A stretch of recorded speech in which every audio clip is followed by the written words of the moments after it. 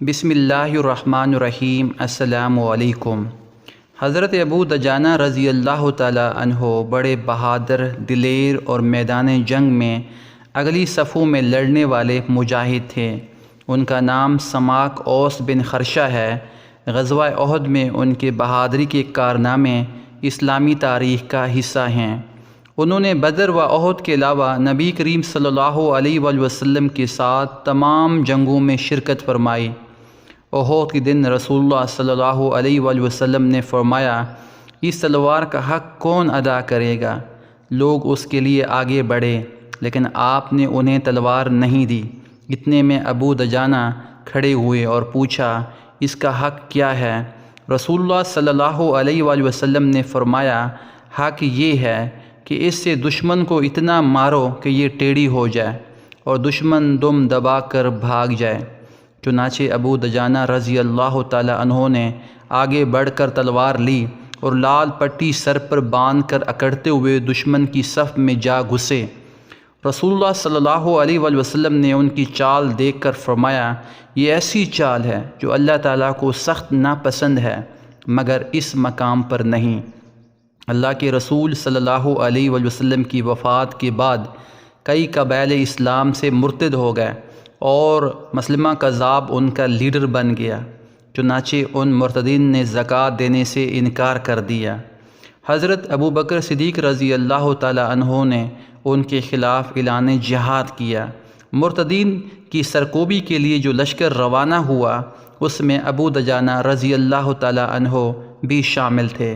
یمامہ کے مقام پر بنو حنیفہ کے مرتدین سے جو جنگ ہوئی، اس میں ابو دجانہ رضی اللہ تعالی عنہ نے بہادری کے وہی جوہر دکھائے جو رسالت مآب صلی اللہ علیہ وآلہ وسلم کے دور میں دکھائے تھے۔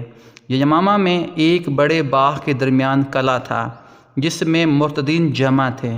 وہ قلعہ بند ہو کر لڑائی کر رہے تھے اور مسلمانوں کو نقصان پہنچا رہے تھے۔ ضرورت اس امر کی تھی کہ کوئی شخص قلعہ کے اندر کود جائے اور قلعے کا دروازہ کھول دے تاکہ مجاہدین قلعے میں داخل ہو سکیں۔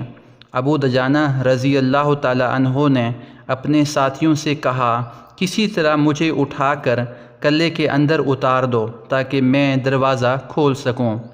ساتھیوں نے تحمل کیا کہ انہیں اکیلا دشمن کے نرغے میں چھوڑا جائے۔ ابو دجانہ رضی اللہ تعالی عنہ نے بڑے زور سے اپنے مطالبے کو دہرایا۔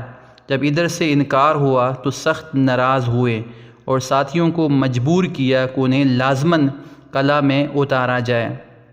چنانچہ سپاہیوں نے ان کو اٹھا کر قلعے میں اتارا۔ جب انہوں نے دیوار سے چھلانگ لگائی تو ان کی ٹانگ ٹوٹ گئی، مگر ابو دجانہ رضی اللہ تعالی عنہ نے ٹانگ کی قطعاً کوئی پرواہ نہ کی، اپنی تلوار اٹھائی اور مرتدین سے اکیلے ہی قلعے کے اندر لڑائی شروع کر دی۔ وہ لڑتے لڑتے دشمنوں کو دروازے کی طرف لے آئے اور اچانک دروازہ کھول دیا۔ ادھر مسلمان دروازے کھلنے کے منتظر تھے، وہ طوفان کی طرح اندر داخل ہوئے۔